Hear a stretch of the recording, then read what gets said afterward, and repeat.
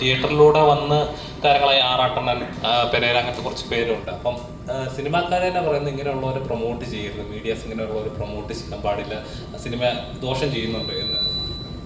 അപ്പം ഈ സിനിമയിൽ തന്നെ സന്തോഷ് വർക്കി ഒരു സീൻ ഉണ്ടായിരുന്നു. ഇപ്പോൾ ഭയങ്കര സീരിയസ് ആയിട്ട് ഉള്ള മൊമെന്റിലെ ഒരു സീനിനകത്ത് അദ്ദേഹത്തിന് വരുന്നു, പെട്ടെന്ന് ആളുകൾ ഞെട്ടിപ്പോയി. അപ്പോൾ സിനിമയിലുള്ളവർ തന്നെ ഇങ്ങനെ രണ്ടു പക്ഷം പറയുമ്പോൾ എന്താണ് ചെയ്യേണ്ടത്? അത് ഡയറക്ടറുടെ കോളാണ്. അത് എനിക്ക് എന്തുകൊണ്ടെന്ന് അതെന്താ എങ്ങനെയാണ് അവിടെ വന്നതെന്നുള്ളത്. പക്ഷെ ഞാൻ ഭയങ്കരമായിട്ട് എൻജോയ് ചെയ്തൊരു മൊമെൻ്റ് ആയിരുന്നു.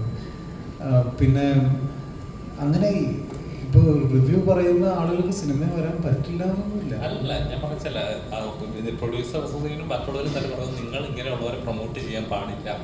അങ്ങനെയുള്ളവരെ പ്രൊമോട്ട് ചെയ്യാൻ ഇൻ ദ സെൻസ് അവരുടെ റിവ്യൂസിനല്ലേ പറയുന്നത്. ഈ ഒരാളുടെ ഇല്ലെങ്കിൽ ഈ ഒരാളുടെ എന്താ പറയുക, ഫേസ് വാല്യൂവിനെയോ ഫെയിമിനെയോ അയാൾക്കുള്ള ഒരു പബ്ലിക് ഇമേജ് ഉണ്ടല്ലോ, അതിനെ യൂട്ടിലൈസ് ചെയ്യുന്നതിൽ എന്താണ് തെറ്റ്? ഇപ്പോൾ ഇവിടെ ഇൻസ്റ്റാഗ്രാം റീൽ എടുക്കുന്ന ആളുകൾ എത്രയോ പേര് ഇപ്പോൾ സിനിമയിലുണ്ട്. അത് അവരുടെ പബ്ലിക് ഇമേജിനെ യൂട്ടിലൈസ് ചെയ്യുന്നില്ലേ? അവർക്കുള്ള ആ ഒരു ഇമേജിനെ അതുപോലെ തന്നെ യൂട്ടിലൈസ് ചെയ്യുന്നതാണ്. അപ്പോൾ അതിൽ തെറ്റൊന്നുമില്ല.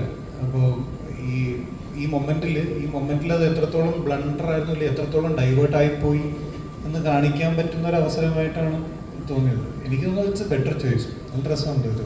ഞാൻ ഭയങ്കര എൻജോയ് ചെയ്തു.